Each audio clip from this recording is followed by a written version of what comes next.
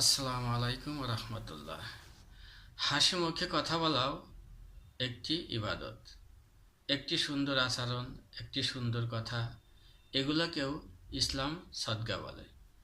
আপনি যখন কাউকে আপনি যখন কারোর সাথে হাসি মুখে কথা বলেন, আল্লাহ আপনার জন্য সওয়াব লিখে দেন।